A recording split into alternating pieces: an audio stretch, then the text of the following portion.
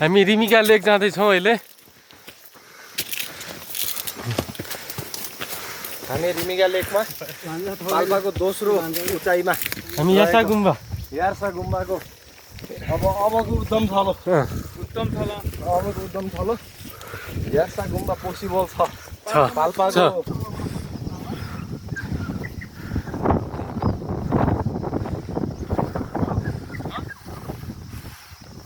राम्रो हुने हामीले पाएका छौँ। एकदमै राम्रो पुरानो भ्याङहरू निर्माण भएको छ।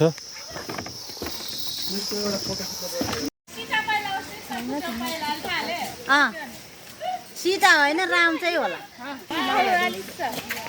अब सीता पहिला त